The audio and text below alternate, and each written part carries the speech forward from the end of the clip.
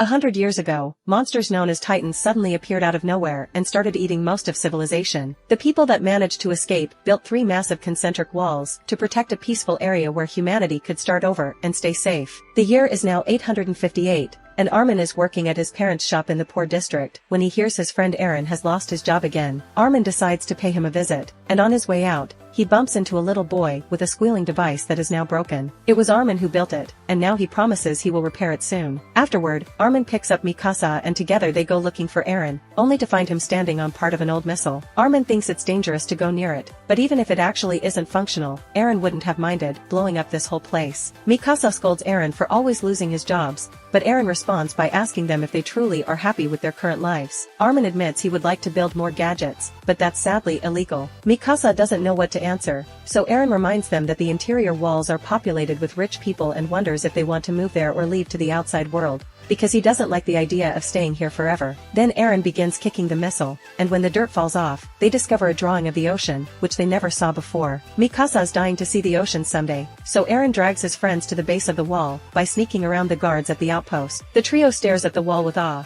especially Mikasa, because she's never been so close to it. When the wind picks up and she shivers, Aaron gives her his scarf. Mikasa then admits she isn't ready to leave the walls, and Armin reminds them that the outside world is infested with Titans. But Aaron isn't sure they should even believe in Titans at all since they haven't seen one in a century. Aaron gets ready to climb the wall, but at that moment, the guards see them and try to arrest them. When they grab Mikasa, Aaron gets angry and begins fighting back, but the brawl is interrupted by Captain Suda, who has known Aaron for a while. Suda explains that the military is forming a new branch that will journey outside the walls and invites Aaron to join the new group so he can finally reclaim the land beyond the wall. An idea that is very appealing to Aaron. Suddenly the ground starts shaking and a loud roar can be heard as a colossal titan appears by the wall. Suda and the teens can't believe a titan can be taller than the wall, and they begin running away as the colossal titan begins kicking to create a hole in the wall. Debris begins falling all over the place, and Suda orders his men to get the cannons ready, while a bunch of regular-sized titans appears and begins entering the area through the hole. The guards immediately open fire, but it's pointless because the titans' injuries heal quickly. With nothing to stop them, the titans begin devouring the soldiers, causing a guard to use a gun to end things for himself to avoid getting chewed on. The trio runs back to town, but the Titans also move there to crush the buildings and eat the citizens, including Armin's father. Panic takes over the population and they begin running away, not caring who they may leave behind. Aaron and Mikasa end up being swept along by the crowd, but when they're about to enter a safe house, Mikasa notices a woman with a baby that can't move along and Aaron offers to help. He drags the mother along the crowd, not realizing she dropped the baby, so Mikasa goes back for the child. The crowd tramples over her and Aaron is pushed into the house right before the doors close. The other citizens won't let him open the door again, so Aaron looks through the window to look at Mikasa, finding her on the ground with the baby, but then a titan arrives and everyone in the house is knocked down by a huge blast. By the time Aaron manages to stand up and check outside, Mikasa, the baby, and the titan are gone. At that moment someone begins screaming, and Aaron turns around to discover the Titans are tearing the roof off the house and eating the people inside. Terrified, Aaron runs away. 2 years later, humanity has abandoned the agriculture zone, which has resulted in a massive food shortage. Aaron has joined the scout regiment, and Director Kubble informs the team that their job is to restore the outer wall in order to reclaim the farmlands. To do so, Weapons Squad leader Hans introduces everyone to the ODMG, or omnidirectional mobility gear, a set of waist-mounted grappling hooks and gas-powered propulsion enabling immense mobility in 3 dimensions. However, when she tries to show it off, she accidentally fires its anchors into the crowd, causing a very awkward moment. Kubble ends the meeting by telling the group will meet with another team led by Captain Shikishima in Omotomachi. Afterward, Aaron watches the scouts say goodbye to their families, which is incredibly upsetting, especially for the young kids left behind. Aaron tries to comfort a crying Armin because they don't have anyone waiting for them, but at that moment, a scout's little sibling gifts Armin a tiny doll so he also has a goodbye memory. Then the team goes to get some food and Armin and Aaron are shocked to find Suda is there getting drunk. Suda notices Mikasa isn't with them, getting upset when they tell him they've lost her, and Aaron explains he's joined the scouts precisely to get revenge. However, Suda thinks only killing a titan or 2 won't make a difference. Their reunion is interrupted by Sasha, who is always hungry and hates that they're blocking the line. Over dinner, Armin tries to explain to Sasha the plan to repair the wall and capture the titans using mashed potatoes, but Sasha's more interested in eating the example. Previous restoration missions failed and the only explosives the army has left are in Omotomachi, so Armin feels that if they fail too, it'll be the end of humanity. Suddenly, Jean begins complaining about everyone, saying Armin doesn't have to come if he's nervous, and that Sasha only knows how to eat. He thinks all the newbies will make the mission fail, and laments being lumped with people that only joined the army because they couldn't get another job. All this talk about death makes Lil cry, and her boyfriend Fukushi tries to comfort her, which Jean considers sickeningly sappy. Armin accuses Jean of being scared of the Titans, but Jean swears Titans are nothing to him and threatens to hit Armin. Eren interrupts to ask Jean if Titans have nipples, and when Jean fails to answer, Eren points out Jean never saw a Titan, so he pretends to talk a big game, but he's actually a spoiled brat from the inland. Furious, Jean tries to hit Eren next, but Hans breaks them up and explains Titans don't have nipples or reproductive organs. In fact, nobody knows how they multiply, and Hans admits she would love to dissect a Titan to learn more about them, but they haven't been able to get a body because Titans evaporate when they die. After Hans leaves, Jean makes fun of Eren for abandoning Mikasa to die to the Titans, which causes Eren to jump on him to restart the fight. Tsunagi quickly cuts in and takes Eren away before it escalates. While the scouts gets ready to leave, Hans explains that Titans sleep at night and their eyes don't work in the dark, but they're still very sensitive to noise, so they must stay quiet on the other side of the wall. The army trucks cross the wall gate and travel through the empty lands for many hours. Sometime later, the vehicles suddenly stop because they notice movement in the area, but when the scouts come out to check, they discover it's just cows. This makes them wonder if Titans only eat humans and don't touch animals. The group decides to get going, but Hyanna swears she can hear a baby crying and goes to investigate, so Eren follows her. The duo enters the ruins of a building and suddenly feel something wet falling on their heads. They look up and discover it's the drool of a baby Titan, who is also the one crying. The baby tries to attack them, but when the teens move out of reach, the baby falls to the ground and begins throwing a very loud tantrum. This causes the other Titans to wake up and go after the scouts, who immediately begin panicking. As a Titan drags one of the captains away, Kubble and the other higher-ranked soldiers take off in their vehicles, leaving the scouts to run by themselves. The scouts wonder if they should use their ODMGs, but the buildings here aren't tall enough to be effective. As the group runs, Armin trips and falls, but when a Titan is about to grab him, Tsunagi cuts in and grabs the Titan's arm to throw it away from the group. After lots of running, the scouts finally make it to Omotomachi, only to find their way blocked by a Titan. Eren looks up at the monster and tries to remember Hans' classes when she explained how to use the ODMGs to attack the Titan's only weak spot, which is the back of their necks. Suddenly another scout shows up and quickly kills the Titan using the methods Hans had explained. This is the legendary Captain Shikishima. All the scouts are in awe at his skills, only to be quickly distracted by another Titan approaching. This Titan is also quickly defeated by a new scout, who turns out to be Mikasa. Eren and Armin are incredibly shocked, but before they can say something, Mikasa leaves with Shikishima. Moments later, everyone reunites at the camp, and Shikishima shows Kubble all the explosives they've guarded well from the Titans while all the wounded scouts are given treatment. The healthy soldiers are given the duty to load the explosives into the trucks, while Jean goes after Eren to punch him for having woken up the Titans last night. Eren responds by saying Jean soiled his pants when he saw his first Titan,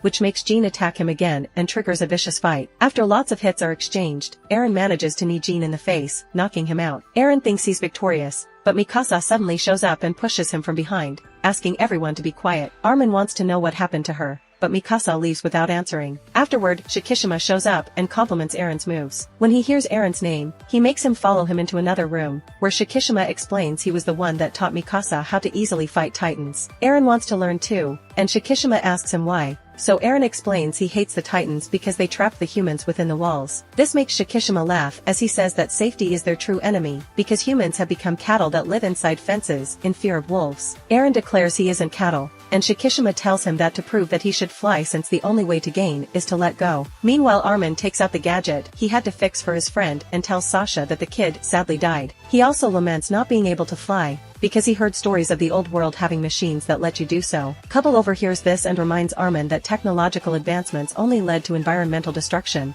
wasted resources, and war. That's why they're illegal. While Suda treats Jean's wounds, he comments Eren always liked to fight. Tsunagi asks Jean why he hates Eren so much, and Jean explains Eren always looks like he is carrying the world's misery by himself. Tsunagi points out that Eren lost his girlfriend some years ago, and Suda informs them that was Mikasa, which shocks Eren and Tsunagi because that's the girl they saw fighting so well. Back to Eren, he finds Mikasa playing an old piano and tries to tell her he's glad she's alive. Mikasa doesn't take the comment well and explains the baby she tried to save had been eaten by the Titan, and so was she. Then she raises her shirt to show Eren the scar left by the Titan's teeth as she confesses the world is cruel and she's only interested in killing Titans. Their conversation is interrupted by Shikishima, who approaches Mikasa to share an apple in a rather intimate way. Shocked, Eren runs outside and begins screaming in frustration until he's stopped by Hyanna, who who reminds him this can attract more titans. Then Hana takes him away to chat in a private spot, and they accidentally see Fukushi and Lil getting frisky. Hana shares the fact she has a daughter back home, and that she joined the military in exchange for child support. Suddenly she starts getting too close, asking Eren to get busy with her,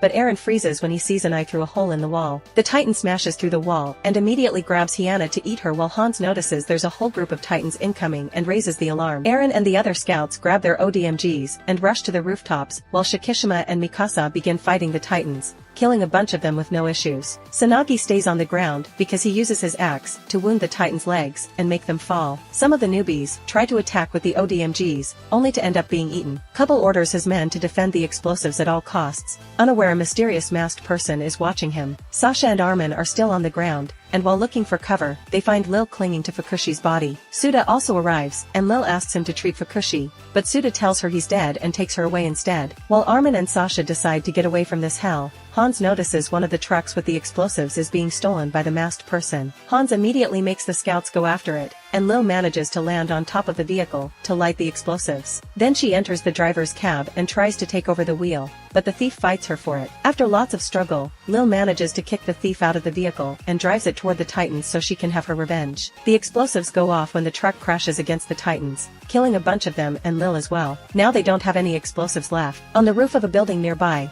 Eren watches with frustration how the remaining titans continue to eat the soldiers. Jean is hiding on this roof too, and says this is hell, so they should run. However, Eren remembers Shikishima's words, and angrily tells Jean he refuses to live like cattle forever before he jumps away with his ODMG to fight the titans. Shikishima is standing on the roof of another building, and tries to guide Eren, telling him to fly toward them without fear. Unfortunately, Eren's determination isn't enough, because he still lacks experience. He does manage to kill one titan, but his blades still break and he accidentally flies into another titan's mouth, where a single bite is enough to take Eren's leg before the titan spits him out. Seeing Eren is useless, Shikishima leaves. On the ground, the team notices that the titans are gathering around the building where Jean had been hiding. It seems Eren had been right and Jean only talked big game, but Armin gets an idea to help him. The scouts begin firing flares and making noise with various objects to get the titans' attention, and when one of the titans comes after them, Sasha blinds it by shooting arrows into its eyes. At the same time, Sanagi cripples it by attacking its legs. This distraction is enough for Jean to finally jump off and use the ODMG to land the final strike on the titan's neck. Meanwhile, Mikasa continues to fight the titans and discovers Eren's unconscious body, but she decides to leave him because fighting is more important. Back to the team, everyone begins running away, but Armin freezes when Jean tells him Eren is dead. This allows a titan to surprise him from behind and capture him. At that moment, Eren regains consciousness and sees Armin is about to be eaten. Sasha tries to make the titan drop Armin by shooting arrows at it, but they're barely a tickle for such a beast. Sanagi and Jean also try to attack, but their efforts are pointless. Then the titan puts Armin in its mouth, and Eren makes an effort to jump on one leg to land on the titan's lips to try to save his best friend. Pulling with all his strength, Eren manages to take Armin out of the titan's throat and throw him away right before the titan closes its mouth, which causes Eren to lose his arm. After falling down the titan's throat, Eren lands in the stomach and finds Hyanna's body, causing him to have a total breakdown. Meanwhile, the scouts gather on top of the same building and Hans informs them Kubble left with his inner circle, which means they're probably being used as bait. Mikasa arrives as well, and Armin gives her Eren's arm as he explains what happened. This deeply hurts Mikasa, but she bottles up her pain and goes back to fighting so she can open a path for the others to escape. Since everyone is now watching her, they don't notice Eren's arm beginning to expel steam. Mikasa kills a bunch of titans in quick succession, but her equipment soon runs out of gas and she falls to the ground, landing near the titan that ate Eren. Thinking about her childhood memories, Mikasa gets ready to fight until the end, but at that moment the titan begins to contort in pain and suddenly, two huge hands come out of the titan's mouth. These hands tear the titan in two and it's revealed they belong to a new kind of mysterious titan with bright red eyes, who lets out a loud roar before it begins attacking the other titans. It also regenerates all its limbs at great speed. More titans begin approaching the area, but the mysterious titan has no trouble killing them with only a hit or two. Sanagi wonders if this guy is on their side, and Hand points out its advanced fighting style is a sign of intelligence. Mikasa and Suda notice the fighting style too and realize this mysterious titan is Eren. The rest of the normal titans see how powerful this guy is and go away, making the mysterious Titan run toward the building with the team. Everyone runs back as the Titan destroys part of the roof, but Mikasa stays and lets the beast pick her up. As it looks at Mikasa, the Titan suddenly begins to expel steam and drops Mikasa back on the roof before falling to the ground. The team rushes to check on it as Hans reminds everyone that the Titan will evaporate soon. Suda is worried about Eren being assimilated, so he asks for someone to cut the Titan's neck, but without going as deep as usual. Mikasa follows his instructions, and to everyone's shock,